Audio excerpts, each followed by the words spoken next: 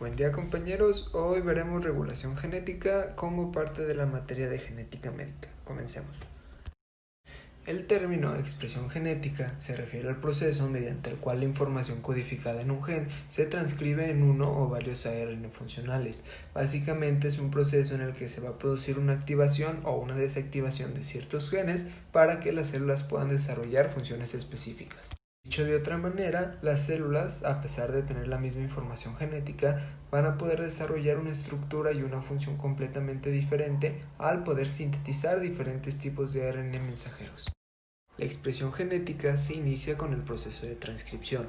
Este va a estar regulado por señales recibidas por las células y va a estar controlado por proteínas denominadas factores transcripcionales.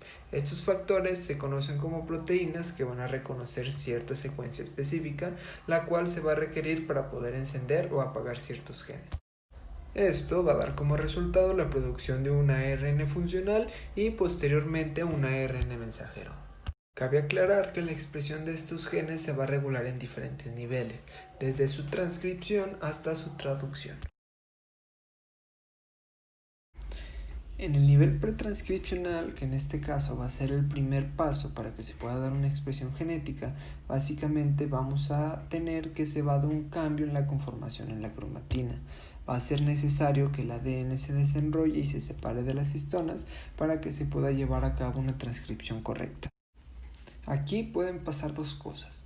Una va a ser la metilación del histón H3, lo cual va a promover una compactación de la cromatina e inhibir la transcripción. El otro caso va a ser una acetilación de residuos de lisina en las histonas, lo cual va a evitar que las fibras de cromatina se plieguen, dejando expuestos segmentos de ADN. Estos van a ser reconocidos por factores transcripcionales y así se va a poder formar un complejo basal de la transcripción. Si vemos la imagen, veremos cómo a las histonas acetiladas llega un factor transcripcional. Este permite que se una un coactivador, el cual está encargado de acetilar las histonas. Al hacerse ese proceso, el ADN quedará libre, permitiendo que más factores transcripcionales se unan a él, dando así inicio al proceso de transcripción. La transcripción de los genes es controlada por el promotor, que a su vez va a estar controlado por los factores transcripcionales.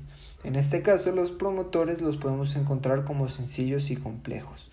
Los sencillos van a ser los que están regidos por una sola señal que va a controlar la actividad de los genes. En cambio, los complejos van a responder a una gran variedad de señales. Estas las van a poder interpretar e integrar, controlando así el encendido y el apagado de los genes. Un mismo factor transcripcional va a poder controlar a diferentes genes al mismo tiempo. Esto es posible ya que la secuencia de ADN que van a reconocer puede estar presente en diferentes promotores que a su vez pueden estar presentes en diferentes genes. Además de los promotores, la transcripción de la mayoría de los genes va a estar regulada por otras secuencias de ADN. Estas las conocemos como potenciadores o inhibidores, y como su nombre lo dice, van a poder potenciar o inhibir el proceso de transcripción. Aquí cabe mencionar algo, ya que puede haber personas que tengan alguna mutación en los genes que van a codificar para factores transcripcionales. Si esto es así, lo más probable es que estos factores salgan defectuosos, lo que puede ocasionar que todo este proceso de la transcripción no sirva correctamente y en vez de hacer lo que normalmente se debería hacer, estos factores activen o inactiven genes sin control. Estos dos mecanismos que se comentaron son los que van a regular de forma predominante la regulación genética. Sin embargo, hay que tener en cuenta que existen otros mecanismos que son menos comunes que también van a modular esta expresión del gen. Estos los vamos a conocer como controles post-transcripcionales. Uno de todos estos controles es la atenuación de la transcripción, la cual puede ocurrir por distintos mecanismos, pero básicamente va a seguir unas mismas pautas. En este caso, si seguimos la imagen, podemos ver que va a haber unas proteínas que se van a ensamblar en el promotor, las cuales vienen con el número 3 y 4, y estas van a determinar si el ARN polimerasa puede o no truncar la transcripción.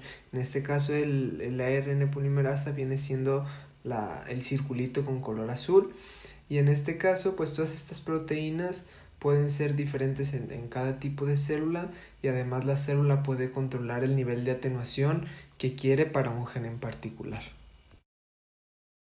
Pasando al control del procesamiento del ARN, vamos a tener que durante el proceso de transcripción tendremos unos ARN precursores, los cuales conocemos como transcritos primarios o como pre-ARN mensajeros. Estos van a ser procesados para poder producir una molécula de ARN mensajera madura a través del proceso de corte y empalme, o también conocido como splicing. En este proceso, los intrones se van a eliminar de lo que viene siendo el pre-ARN, dejando exclusivamente los exones para poder constituir un ARN mensajero maduro. En este caso, este pre-ARN puede ser hasta 10 veces más grande que nuestro ARN maduro. Un mismo pre-ARN puede procesarse de diferentes formas, dando lugar a diferentes tipos de ARN. También tenemos algo que se conoce como secuencias ambiguas. Esto quiere decir que va a haber regiones de diferentes genes que en unos tejidos se van a considerar como exones y en otros se van a considerar como intrones, por lo que al realizarse el splicing se van a originar diferentes tipos de ARN a partir de los mismos genes.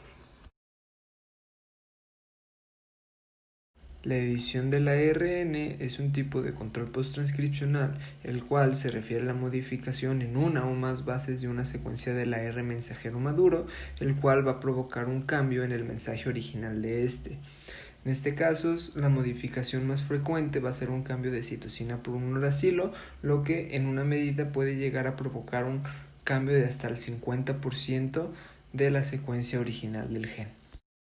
Poniendo un ejemplo, podemos decir que tenemos en una secuencia de interés en el cual se va a cambiar la citosina por su uracilo. Este cambio tan pequeñito puede hacer que se genere un codón de terminación prematuro, lo que produzca una versión truncada de una proteína. Así que podemos ver que a priori, a pesar de ser algo muy limitado y algo muy pequeñito, puede generar cambios muy grandes. Pasando al control del transporte del ARN, vamos a ver que para que el ARN pueda salir del núcleo tiene que sufrir principalmente 3 modificaciones, las cuales van a ser muy importantes. Una va a ser la adición del nucleótido modificado en el extremo 5', otra va a ser la adición de la cola de poli A en el extremo 3', que de esto vamos a hablar más adelante, y el último paso va a ser la eliminación de los intrones. Cuando se produzcan estas modificaciones, nuestro ARN va a poder salir del núcleo. Primero va a tener que pasar por un poro nuclear, se va a introducir al citoplasma y se va a encontrar con los ribosomas, los cuales la van a ayudar a traducirse en una cadena polipeptídica. Si este ARN mensajero codifica para una proteína de secreción o de membrana, la presencia de un péptido señal determinará su transporte hacia el retículo endoplasmático, donde esta cadena terminará de sintetizarse.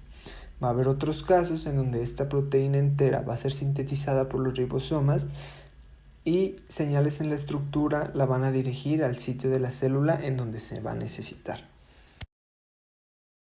Ahora veremos el control de la traducción. Primero hay que dejar en claro que el proceso de traducción va a comenzar cuando la subunidad pequeña del ribosoma va a reconocer el codón de inicio en el ARN mensajero, en este caso el AUG.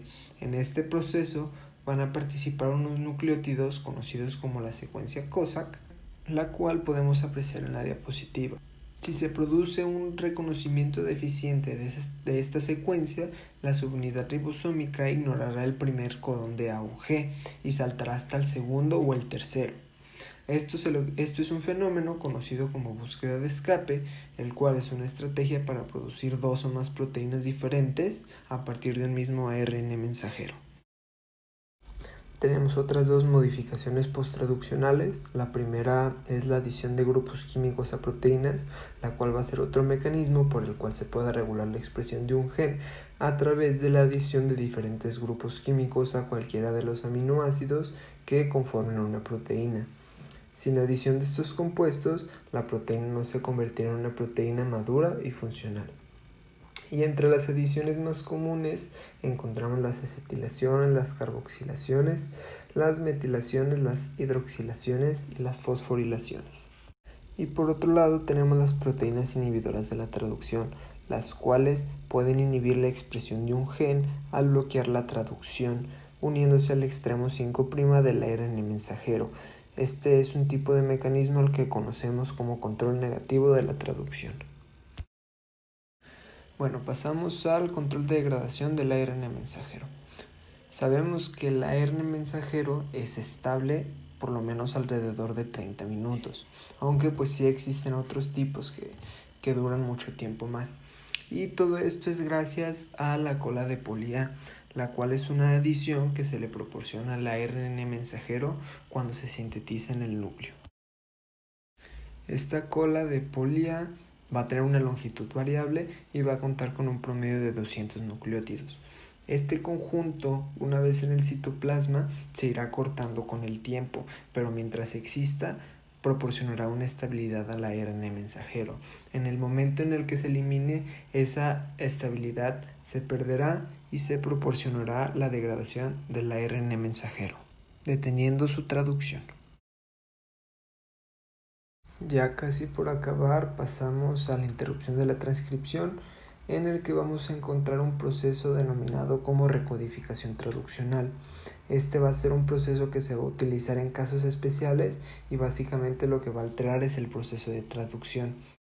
El tipo de recodificación observado con más frecuencia en este proceso son los cambios en el marco de lectura, donde básicamente lo que pasa es que se va a inducir la formación de un codón de terminación al finalizar una cierta región, lo que asegura que solo se produzcan ciertas proteínas codificables para esa región, en lugar de todas las que debería de producir el ARN mensajero en primera instancia. Y por último tenemos los mirnas y los sirnas, que básicamente son RNAs pequeños no codificantes de entre 20 y 25 nucleótidos que se van a unir a un ARN mensajero blanco. Van a funcionar como un molde que se va a unir al ARN mensajero. Esta unión va a promover la degradación o la inhibición de la traducción de este RNA mensajero, lo que va a suprimir la expresión de un gen en específico.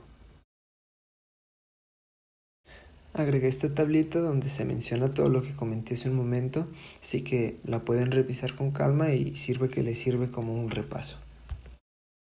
Bueno, pues ya sería todo, espero sí haberme dado a entender. En sí no es un tema complicado, básicamente en la tablita está muy bien explicado y de ahí fácil se puede entender. Así que gracias por su atención y por su tiempo.